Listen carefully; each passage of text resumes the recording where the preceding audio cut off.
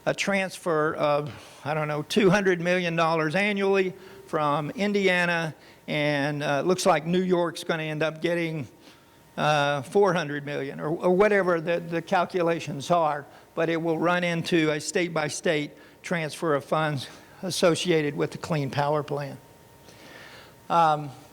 This is a little character I came up with, Lumpy the Coal Man and Watson the Compact Light.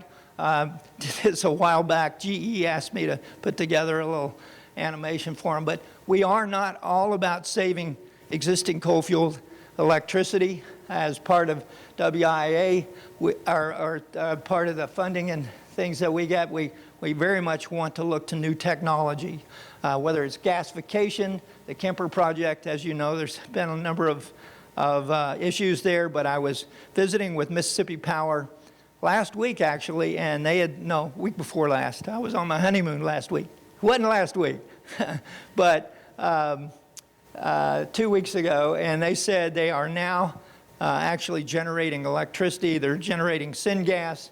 Things are starting to really crank up there. So we look forward to that. Of course, Polk Power Plant has been a gasification plant for quite some time. This one, more the advanced carbon capture.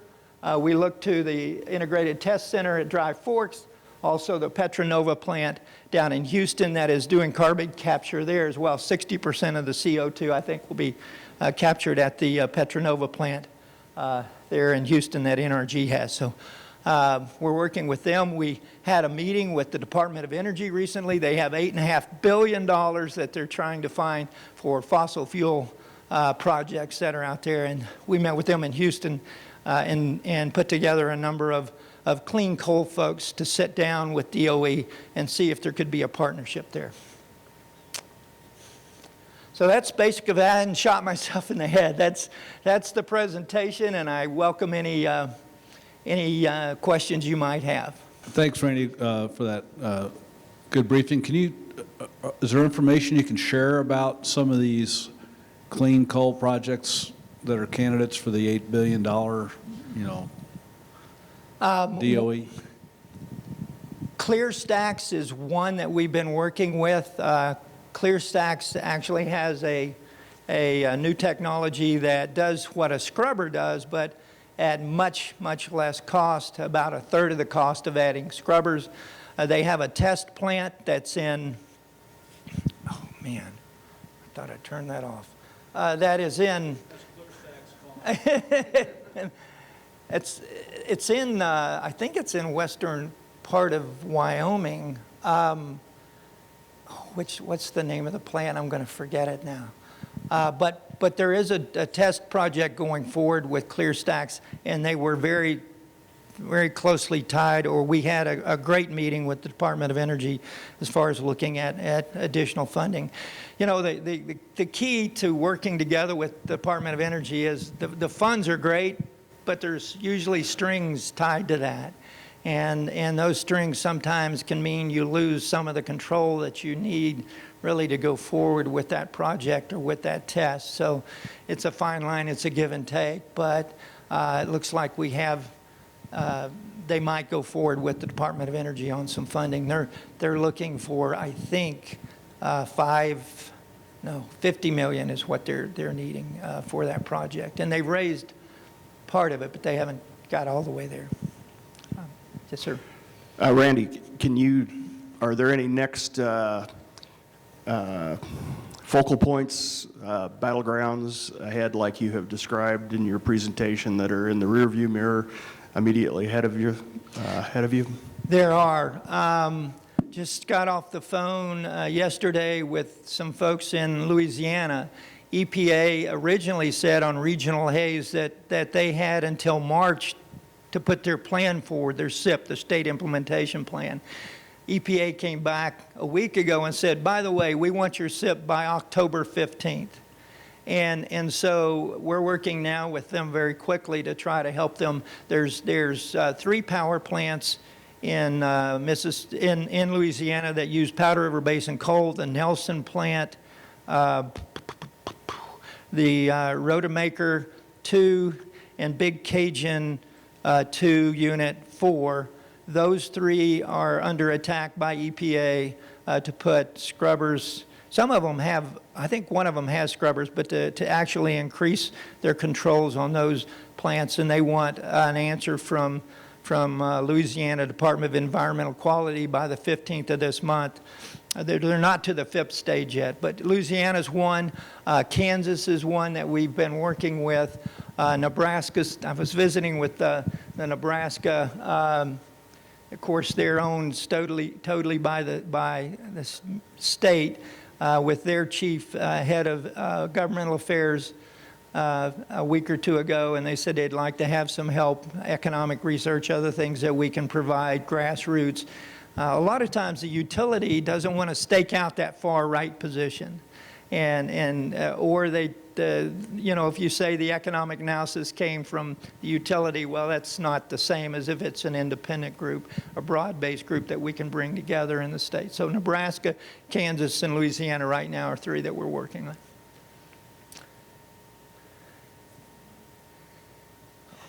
Randy. Hey, Wendy. Hi. It's so nice to see you here. It's good You to and be I here. both worked with Kelly Mader for decades, and the board selected a very excellent replacement for Kelly. So thank you very much for coming to Gillette, to his home stomping grounds. You know, at our peak, we shipped 466 million tons of coal out of Wyoming to power plants around the country.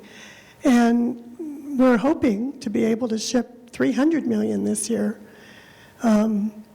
Jason probably is as nervous about it as I am, and I know Representative Kasparek is. And every year, you know, we analyze who burns our coal, and you've done a good job of talking about the states that utilize PRB. Our other big customers are Missouri and Indiana. Is there anything going on there? I'm sure there is. As far as EPN, you're asking, Wendy? Right. To be honest, I'm a one-man show, and I'm kind of running as fast as I can on this, and need to be in, I know I need to be in probably at least a dozen states right now. It'd be great if we had the organization to do that, but we'll look at Indiana and maybe see if there's something we need to be involved Well, I don't really want to bring up politics, but Governor Pence is a very strong supporter, and he has been since day one. So I haven't seen a lot of this discussion in the political debate, but Governor Pence led the charge to, you know, against the Clean Power Plan. He was one of the first state governors, along with Governor Meade, to do that. So that gives me confidence. Sure. Thank you. In the packet, there's one other thing that you might be interested in. I do a newsletter, usually twice a month. It's called From the Trenches, basically the war on coal and how we are. It's kind of a detailed, quick snapshot of what we've done over the last couple of weeks. If you would like to receive the From the Trenches newsletter, let me know. We'll be happy to make sure, or you let me know, Jason. I'll send it to everybody here or every attendee. It's up to you. It's great information, and if you're willing to share it, please feel free to share it to anybody and everyone who is interested. So, Yes, sir. Have you used the Public Service Commission in your coalitions in regards to a cost of $2 billion, and that is going to go directly to the consumer? Right. They're not going to pay for it. We're all going to pay for it. Has the Public Service Commission's been involved in these litigations on behalf of the citizens of the East states that they're doing this in? That's a good question. We did meet with the chairman of the Public Service Commission in Arkansas, Ted Thomas, a couple of weeks ago, and he's very much upset and on board with us on that. I can't say as in Texas when the filing by the Attorney General, I don't believe the Public Service Commission added, you know, I'm sure they work together on the litigation, but separate comments, I'm not sure that they do separate comments, but I think they work closely with with the Attorney General on that. And again, you're right. I mean, not only if something like this goes forward and EPA gets its way, the utility still has to go to the Public Service Commission and get them to approve those expenses, and that's huge on the consumers. So it's very much why our coalition in Arkansas, the Nucor Steels, the Georgia Pacifics, they're putting money into EPN on a one-time basis to go through this. And I've found that if you do a state-by-state, you can bring groups in, bring funds in to litigate these issues. But very good question. Yes. Is it as effective to go state by state as it would be to go region by region to fight this stuff? Montana, Wyoming, Colorado, the tourism loss or expenditures to try and improve the visual sights of these areas at that stage. Wouldn't you be stronger if you brought all of these groups together versus just one state fighting it? It would be. I think two things. One, the mission I understood for EPN is to go to those coal-consuming states that maybe Wyoming, Montana can take care of itself. I don't know, but there's mining there, and there's more activity or more opportunity to get involved in the states that have coal-producing states versus the Iowas and Nebraskas that are totally coal-consuming states. But you're right, a regional approach makes sense. I'd love to build, and part of the mission of EPN is to build it out and bring in more members, more organizations, and do a much broader approach to what we're doing. You're right. I mean, it's like Wendy said, we ought to be in Indiana. We ought to be in a broad-based organization. We're going to try to get there as quickly as possible. Any additional questions for Randy? Well, one point that I want to make, and one of his slides talked about the Sooner plant in Oklahoma, and as soon as that victory came down, you know, it saved about 4.5 million tons of Wyoming-based coal per year. And just doing some back-of-the-envelope math on, you know, the lifespan, I guess the added lifespan of that facility being able to add scrubbers, it was something like $7 million in revenue to the state, you know, 10 years from now that'd be saved. So, you know, you add that, you add in the millions of tons potentially in Arkansas, the regional Haze plants in Texas that have been saved. You know, the investment that we've made to help EPN has already paid dividends. I mean, that's a pretty good return on investment, you know, being able to point to folks and say that, you know, we've saved $7 million in economic development just on this one, or I should say $7 million in tax revenue just on this one plant. So these guys are out there doing great work, and I really appreciate it. So. Thank you. Thanks for having me.